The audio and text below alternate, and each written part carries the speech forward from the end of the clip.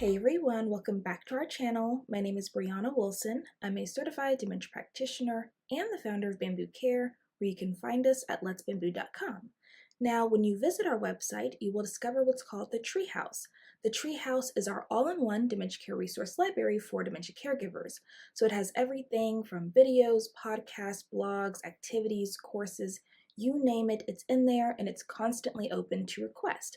So if you're looking for more support and guidance along your dementia care journey, I highly recommend you check it out. So today is a quick back to the basics video covering 3 of the worst questions to ask someone with dementia. So question number 1 is, do you remember? Or anything like it. Like, I just told you, remember? Or we went there yesterday, don't you remember? That type of question really puts the person on the spot, and if they find that they can't remember, then it can make them feel embarrassed or frustrated, or if they feel like they should remember something that they don't, it can make them feel really anxious. Now, a lot of times this is done innocently, like, so for example, maybe looking at a photo album and then you see a picture and you're like, oh, do you remember when we went to Las Vegas for your 55th birthday? And they're kind of like, no, right?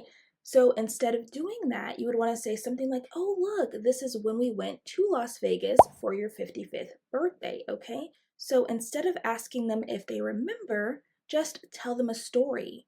Or if you find yourself having to remind them of something, don't.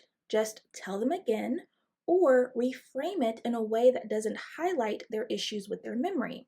So, for example, let's say that they randomly bring up that they need to go to the grocery store. But y'all just went yesterday.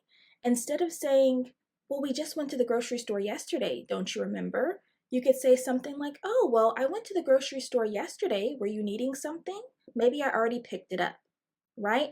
That way, it takes the focus off of them and their memory problems and puts the emphasis on the real problem, which is they perceive that they need something from the grocery store. So you want to help them solve their problem because you may already have what they're looking for. The second question is, do you know who I am? Or what's my name? Again, that type of question puts the person on the spot, and even if they do recognize you, but they can't remember your name, it can make them feel really bad. So instead of trying to play the guessing game, just introduce yourself and tell them your name, or wear a name tag, or both. So for example, you could say, hi Grandma, it's Jenny, your granddaughter, okay? Keep it simple. Now, as a quick personal story, my great grandpa actually had Alzheimer's disease and he liked playing the guessing game. It was something he initiated. Now, sometimes he would just say, now which one are you? But other times he would say, don't tell me, it's at the tip of my tongue. And he would guess and he would never get it right. But then we would just tell him afterwards and he would laugh it off and say, oh, I knew that, right? So if they initiate it and it's fun for them, then follow their lead. Let them guess your name.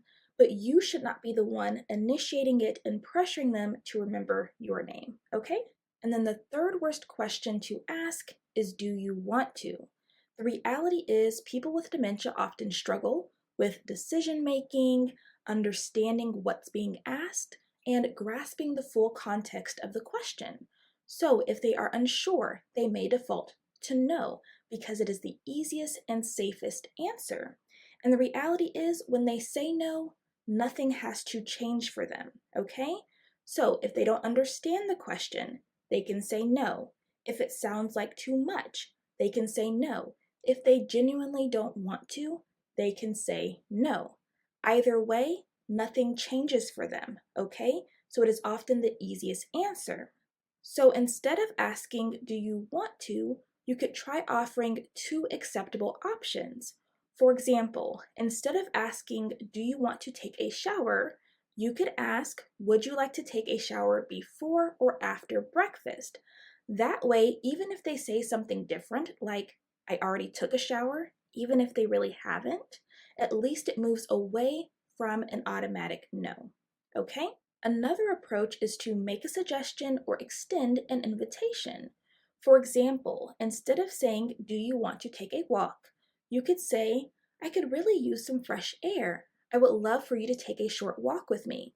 Now, they could still decline and say, no, I'm good, you go ahead, but again, it at least shifts away from an automatic no. Now, I want to be very clear that our intention is not for people with dementia to not say no.